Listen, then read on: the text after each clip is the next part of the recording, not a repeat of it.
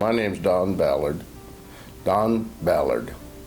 I started out as a Navy corpsman, went with the Marines, and retired out of the Army as a colonel.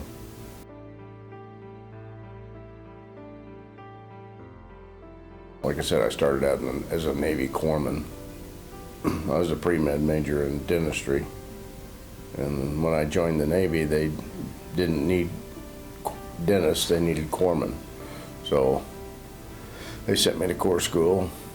I ended up becoming an orthopedic surgeon assistant, and shortly thereafter the Vietnam War escalated and they needed corpsmen with the Marines, and I was selected to go join the Marines. So I was drafted in the Marine Corps. After I served in Vietnam, I came home and got out, finished my education, and went back in the Army as an officer. Retired as a full colonel.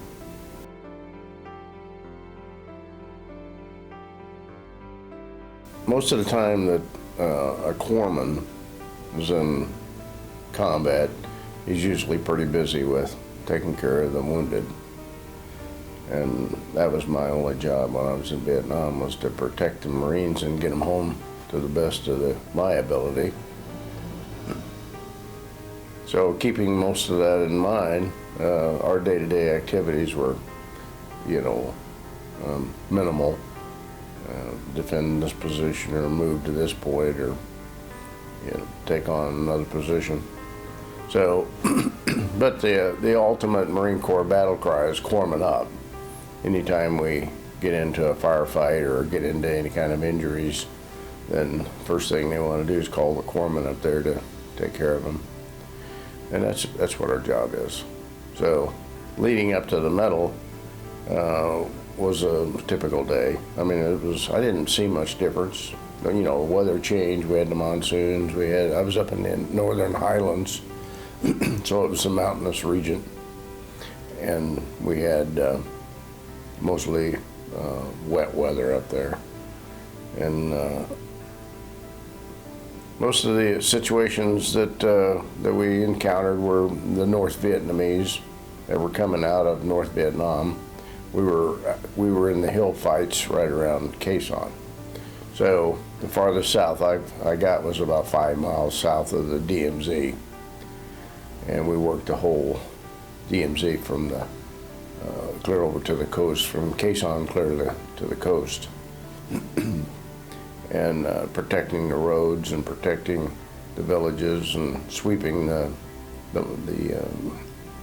roads as well as the areas that we operated in. We were on a particular sweep, and that particular morning our objective was to get from point A to point Z, and we started out, we left Quai Son and we were on one hill and was moving to another hill. And we had encountered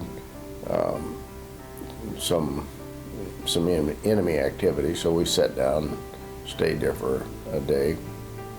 We had gotten some resupply of new Marines. They just came into the unit and they hadn't been acclimated to the temperature.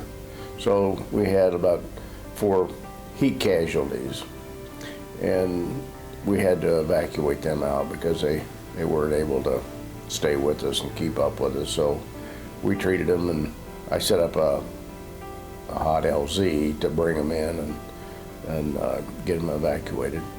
So we set up the LZ, evacuated the troops, and then as we proceeded on to join up with the rest of our unit, the unit moved out, and we proceeded to keep up with, I had 6 Marines issued to me there, and they were all my protection. They were litter bearers, and they were for my use. At that particular time, we had left the hot LZ and was trying to catch up with our unit because they had already moved out. And about halfway up the mountain, they were attacked again. And when they separated us, they let part of us go by, and then they attacked in the middle. So then what happened was typical, because then the Marines would turn around and the firefight would be between 16s, M16s against M16s. you know, until we realized there's a distinct sound between their weapons and our weapons. So once we realized that it was only the M16s that were firing, we stopped firing. But the damage had already been done, you know, because we were actually shooting ourselves. The enemy had set up various strong points along there. They had what they had called them spider traps, and they were little bitty holes in the ground, and they could hide in these holes, and they had fresh cut bamboo across the top, so it looked like just a normal place. They could reach up out of the raise up the lid and shoot from that hidden position, and then drop back down, and no one ever know where the shot came from.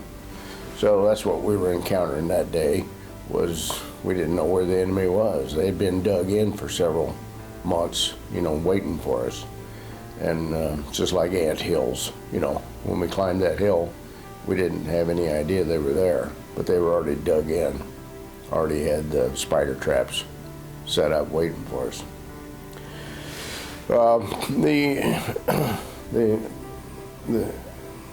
We suffered quite a few injuries, and my job as a corpsman was to go out and get them and bring them back to an area of safety and treat them the best I could and prepare them for evacuation.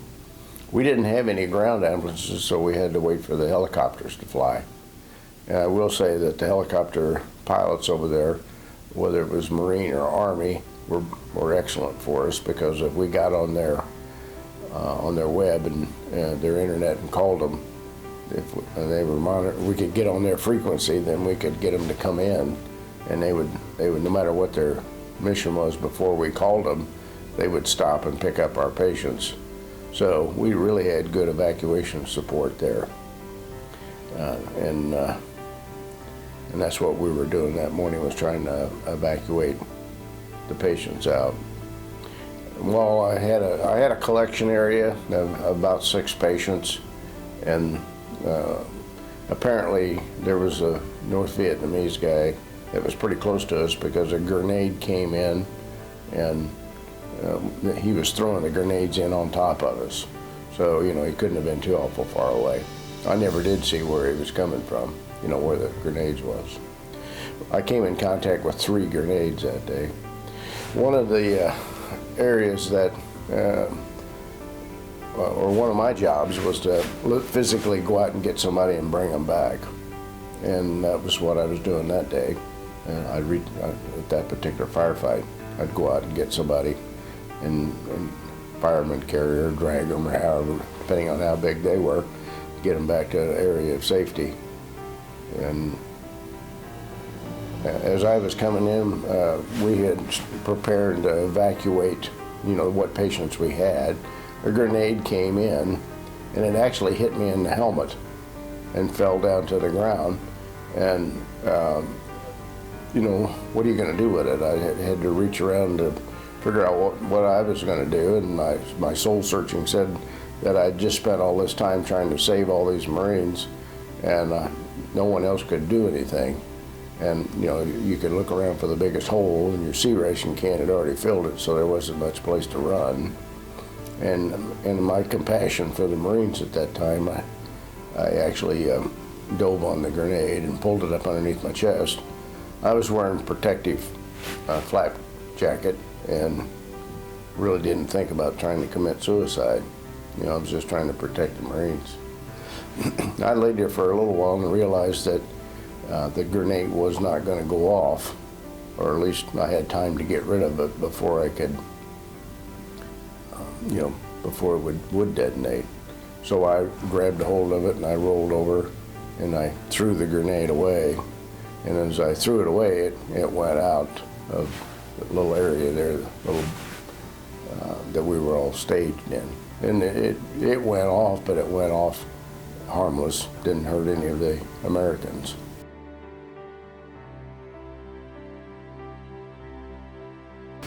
It's a great feeling. Actually, as a corpsman, my only job was to save lives. And for me to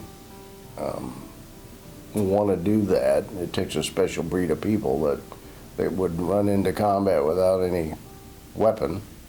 And if the truth was known, if I was doing my job, I couldn't protect myself. I depended on the Marines to take care of me. So it was a good relationship, and we had been doing it for, several months. And you fall in love with these guys, And they were just like kids to me. They were younger than me, but we were brothers. And there's no closer love than combat buddies. So for one of them to get hurt, I felt depressed. I felt like, that I'd lost one of my patients or I'd lost one of my friends. So it was extra involvement for me to want to try to do the best I could all the time. And if that meant risking my life, then that meant I was the only one capable of doing whatever had to be done. So this one particular guy that I had treated, we had a pretty severe firefight. He had gotten a chest wound, and it was a sucking chest wound. He'd lost his lung. I treated him, and one of the things that they didn't understand is that part of the treatment was I had to turn him up on his injured side to, one, control the hemorrhage, and two, take all the weight of the bad lung and all the fluid and all the hemorrhage, all the blood, off of the good lung, so his good lung could function. And he fought me, he didn't want for me to turn him up on his painful side. So I do remember him from that incident, because I finally had to tell him that if he didn't do what I told him he was going to do, he was going to die, and for not to let anybody turn him over on his other side. So I should have prefaced the whole story by saying that, like I told you the other night, was the fact that he came up to me at one of our reunions and asked me if I was Doc Ballard and if I had served in 3rd Battalion, 4th Marines, Mike Company. And I said, yes, I had. And as I told you the other night, I didn't really recognize the guy because it's been many years, and I hadn't really seen him all that often before, the firefight. So he was kind of a newbie. But he reminded me because of, the fact that he caused all the trouble with not wanting to listen to my advice for treatment. But as we sat and visited, I started remembering the incident. And it was pretty involved with and intense because he was suffering, and we had a pretty good firefight going on. So here a few years, it took us 15 years later that he comes up to me and says, you saved my life, and I appreciate that. Well, of course, that really means more to me than the Medal of Honor itself, because keeping in touch with these guys and them showing their appreciation, it's a difficult task because I was just doing my job, but the job was an important job, and they were grateful that I did the best I could, and the fact that I did save their life was meaningful, of course, both them and to myself. So we became very good friends again. And he invited me up to his hometown. I took the Amtrak and went up to just south of Chicago, and the whole town turned out for me, all of his family, his mom, and his brothers and sisters and his children. And of course it was a sorrowful deal because I was very, very emotional, especially when the mother comes up and thanks you for saving her son. And then the sons and daughters coming up and telling you that if you hadn't have saved their father, they wouldn't even been born.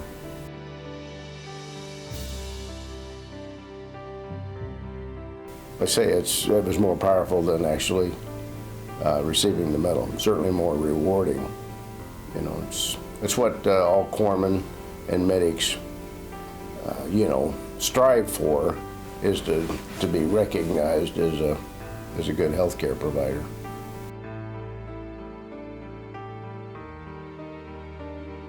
It was a reunion of Marine Corps reunion, and our guest speaker was a young Major Marine who just got back from Fallujah, and he was explaining what the war was all about over there.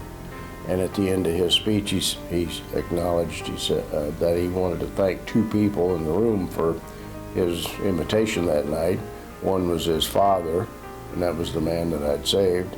And he said, up here on the diocese, the other guy I want to thank is Doc Ballard, because he saved my father's life. And if he hadn't done that, I wouldn't have been born. Now, this was a Marine major, so the kid obviously had, and fighting in combat himself, he had a great appreciation for other corpsmen. So we, so it was another lineage there, another friendship that was developed.